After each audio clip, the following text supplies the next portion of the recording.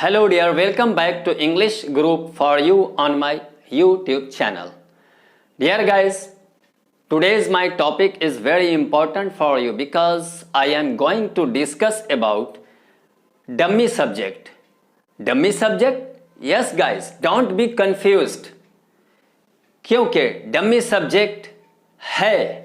आज के इस वीडियो में मेरा कंटेंट है डमी सब्जेक्ट। तो गाइस, डमी सब्जेक्ट सुनकर आप हैरान या परेशान ना हो। जैसा कि हम सभी जानते हैं कि किसी भी सेंटेंस को लिखने या बोलने के लिए हमें सबसे पहले सब्जेक्ट और उसके बाद वर्ब, फिर थर्ड में कोई भी अदर वर्ड या कॉम्प्लीमेंट या ऑब्जेक्ट की ज़रूरत पड़ती है।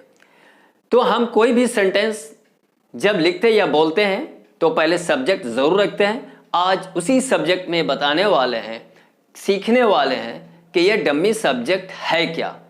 तो डियर गाइस, हमें सिर्फ यह जानना है कि किसे डमी सब्जेक्ट कहते हैं और क्यों कहा जाता है, कि आखिर वो कौन सा सब्जेक्ट और कौन सा वर्ड है जिसे हम डमी सब्जेक्ट कहते हैं। तो चलिए, सबसे पहले आप यहाँ देखें डमी सब्जेक्ट। नेक्स्ट पॉइंट आइए कि when we have no proper subjects for a sentence then we use dummy subject in a sentence. Dear guys, आपने समझा कि जब हमें कोई सेंटेंस बनाने, लिखने, बोलने के लिए कोई प्रॉपर सब्जेक्ट जब नहीं मिलता है तो वहां पे मजबूरन हमें डमी सब्जेक्ट सेंटेंस में यूज करना पड़ता है। अब नेक्स्ट पॉइंट पे ध्यान दें कि डमी मीन्स होता क्या है।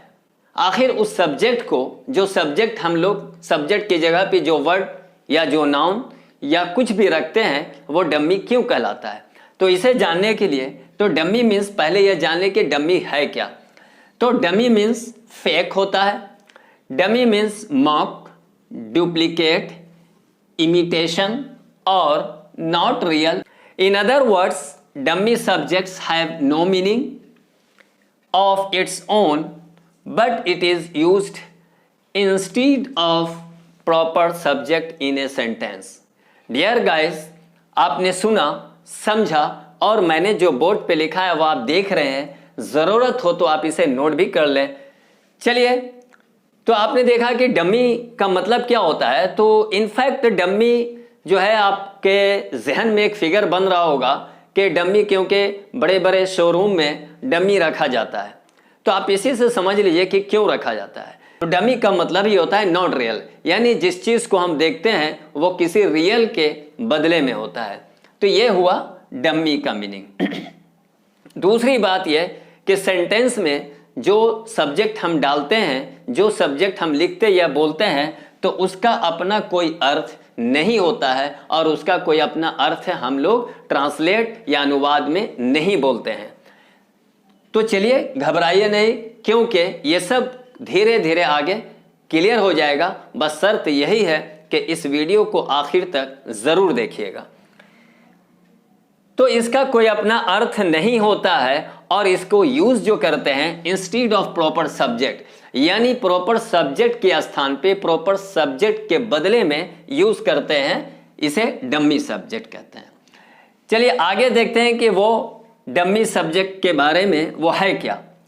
It and there have been known, guys, known, it and there have been known introductory, but these two introductories are called dummy subjects in modern English।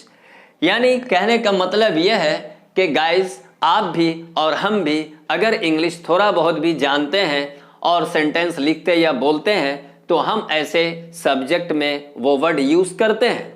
लेकिन शुरू से और पहले से हम लोग इसे जानते आ रहे हैं कि इसे इंट्रोडक्टरी कहते हैं।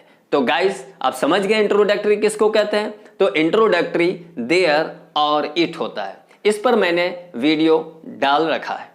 तो इट और देयर को ही इंट्रोडक्टरी कहते हैं और हम लोग ये जानते हैं, ये पहले से ऑलरेडी जानते हैं। लेकिन आजकल इसे इंग्लिश, मॉडर्न इंग्लिश में इसे ही डमी सब्जेक्ट कहते हैं।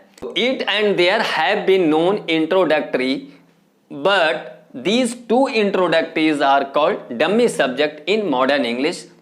It and there are substitute for real subject. यानी it और there जो है यह substitute for real subject है, यानी रियल के जगह पे ये हम लोग it का यूज करते हैं सेंटेंस में और कभी there का। आगे जानते हैं कि ये it है क्या। it तो it is personal pronoun third person singular number and there is an adverb of place। तो there क्या है, adverb of place है। तो हम किसी भी सेंटेंस में there और it का यूज मजबूरन करते हैं उस वक्त जब किसी सेंटेंस में सब्जेक्ट प्रॉपर नहीं मिलता है तो it का यूज करते हैं और there का यूज करते हैं। तो इसीलिए इसे डम्मी सब्जेक्ट भी आजकल मॉडर्न इंग्लिश में कहा जाता है। लेकिन गाइज हम लोग पहले से यूज ऑफ इट और देयर का प्रयोग करते आ रहे हैं जिसे हम लोग इंट्रोडक्टरी कहते थे। लेकिन गाइज आज के इस वीडियो को देखने के बाद आप जान गए कि इसका दूसरा नाम भी आज के मॉडर्न इंग्लिश में डम्मी सब्जेक्ट कहते हैं। अब एग्जाम्पल में कुछ सेंटेंस देख लीजिए, क्लियर हो जाएगा। इट का यूज किया है मैंने, तो इट इज रेनिंग सभी जानते हैं। मैंने बोला था कि डमी सब्जेक्ट क्या है, सब्स्टिट्यूट फॉर रियल, यानी जब सब्जेक्ट नहीं मिलता है तो हम यहाँ पे इट लगाते हैं और ऊपर ये बताया कि इसका कोई अर्थ भी नहीं निकलता है जब अनुवाद करते हैं। अब देखिए, अगर मैंने लिखा है इट इज रेनिंग तो अब क्या बोलेंगे, यह वर्षा हो रही है? नहीं, अगर ऐसा बोलते हैं तो गलत हो जाएगा। तो इट लिखते जरूर है लेकिन अनुवाद में इट का यह और वो का कोई मीनिंग नहीं निकालेंगे, सिर्फ बोलेंगे बारिश हो रही है या वर्षा हो रही है। तो इट इज रेनिंग। गाइज यहाँ पे स्पेलिंग तो थोड़ा, इट इज रेनिंग। तो आपने देखा इट इज रेनिंग, वर्षा हो रही है। आगे देखिए, इट इज संडे टुडे, आज रविवार है। तो आज रविवार है तो अब इट तो लिखा तो ये नहीं बोलना है यह रविवार है। इट इज संडे टुडे, आज रविवार है, आज एतवार है। चलिए नेक्स्ट है, इट इज 8 o'clock। तो सिर्फ इतना बोलना है कि 8 बजा है। तो 8 बजा है तो आप इट को छोड़ दीजिए, बिना इट के सेंटेंस बोलिए, देखिए नहीं बनेगा। आप इट को छोड़ दीजिए, बिना इट के सेंटेंस कोशिश कीजिए तो समझ में आ जाएगा। तब हम यहाँ पे इट का यूज करते हैं। तो it is Sunday today. Next है, इट इज 8 o'clock, 8 बजा है। सिर्फ इतना ही बोलना है, 8 बजा है। अगर बोलना है 8:30 बजा है तो इट इज 8:30। ओके, अब नेक्स्ट देखिए, इट वॉज अक्टूबर, अक्टूबर था या अक्टूबर का महीना था। गाइस अगर महीना बोलना है तो इसके साथ इट वॉज अक्टूबर मंथ नहीं बोलना है, बल्कि सिर्फ इतना ही बोलना है इट वॉज अक्टूबर, यानी अक्टूबर का महीना था। अब देखें देयर से यूज, तो देयर इज ए बॉय।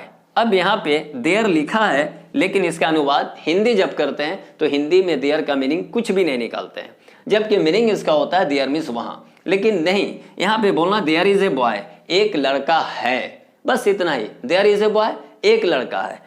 अगर बोलते हैं देयर का कोई अर्थ निकालते हैं, हिंदी में अनुवाद करते हैं तो सेंटेंस गलत हो जाएगा। हाँ, लेकिन अगर बोलना है कि वहां एक लड़का है तब तो ठीक है फिर, लेकिन इसमें क्या होगा, यही देयर लास्ट में लगाना होगा एडवर्ब के शक्ल में।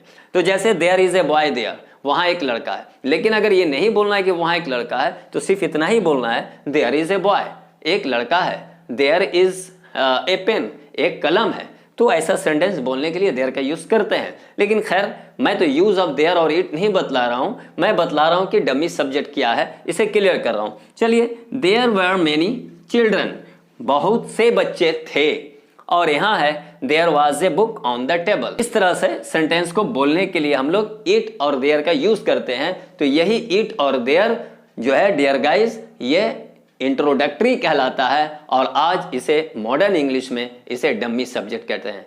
तो गाइस उम्मीद है कि मैंने जो कुछ भी अपने नॉलेज को आपके बीच शेयर किया है, उम्मीद है कि वीडियो पसंद आया होगा। गाइस अगर वीडियो पसंद आया है तो लाइक और शेयर जरूर करें। Thank you for watching my video.